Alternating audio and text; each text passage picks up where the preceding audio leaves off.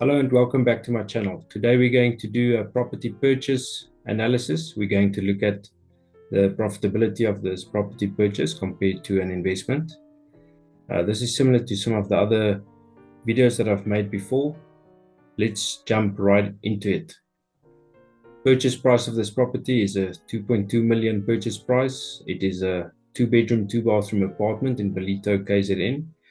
It is a holiday destination in South Africa and quite popular on the north coast of KZN.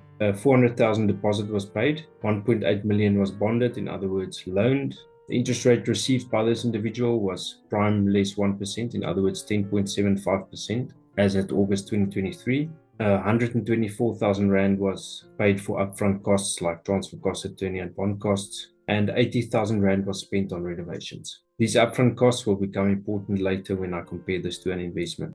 Some further information on this property. This property is in the short-term, fully furnished holiday rental market. Thus, you get more rental income during peak season and less rental income during off-peak season. The estimated rental income on this property is 150 to 200,000 Rand per annum. That's about 12,500 to 16,500 per month. Obviously, this fluctuates as the peak and off-peak season goes, but we will look at the annual rental income and divide it by 12. We're going to use the middle ground for this case study. In other words, we're going to use 14,500 Rand per month rental income. Please note that this rental income is after agent's fees, according to the buyer of this property. The expenses on this property is 6,200 Rand per month. That excludes insurance on the furniture in the property, which is carried by the landlord because it's a fully furnished property. So the levy is 3,700 Rand, the rates and taxes 1,500, and the electricity 1,000 Rand. Once again, in this case, the property is for short-term rentals, so the landlord covers the electricity costs. Let's see how we're going to determine the property growth rate in this case. We are going to use the Lightstone Property Market Intelligence figures for the end of May 2023, which tells us the following. In South Africa, coastal property values grew at 7.2%. Luxury property values in SA grew at 3%. Now, luxury in this case means the 1.5 million mark and up. KZN property values grew at 4.3%, and eThekwini property values grew at 3.3%, which is specifically that area in KZN. The average percentage between these figures is 4.45%, but since the coastal holiday factor is an important part of this property, we're going to give it the benefit of the doubt and let's round it up to 5% growth. Here you can see a screenshot of the property inflation table by Lightstone with the figures that I've just discussed, and you're welcome to pause if you want to have a look at more detail. The rental increase that we're going to use for this is a national average determined by PayProp, and it's at 4.2% per annum. On the left, you can see the month number goes up to 240 months or 20 years. The date, the bond payment every month,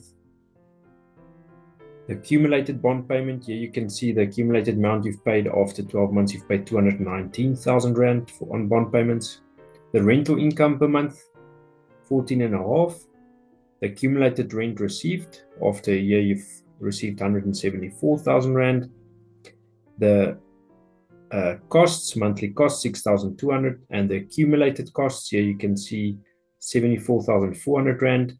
The monthly cash flow, in other words, your rental income minus your costs, is 9,900 in the first year.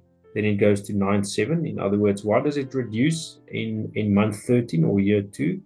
The reason it reduces is that the rental income increases more than what the costs increase. Now, that's obviously based on the assumptions we've discussed previously. You can see, this is quite an interesting column here. So monthly cash flow, the monthly cash flow reduces or gets better, and at 20 years, you are about 5,000 Rand negative monthly cash flow.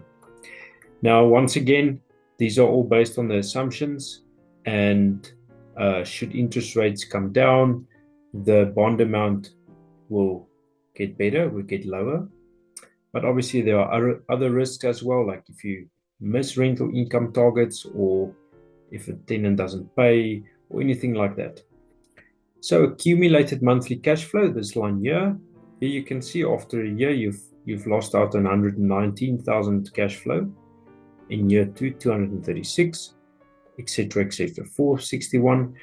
So if you look at the accumulated monthly cash flow, it looks horrible that you have to continuously fund this property.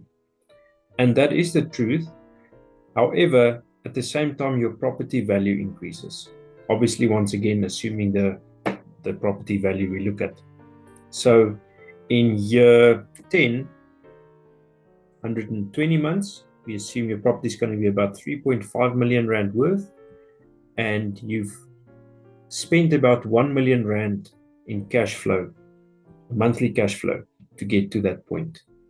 Now, just to reiterate, this excludes your upfront deposit and all of those things, which I'll get to later when we discuss the investment scenario. So if we look at the net cash in hand at point of sale before CGT deduction, so I'm going to touch on CGT just now. CGT means capital gains tax. So after 120 months, you'll have 1.1 million in your pocket. How do you arrive there? This is how you get there. 3.5 million property value. You've spent $1 million, and you still owe, where's that amount? You still owe 1.3 million on your bond. Here we go.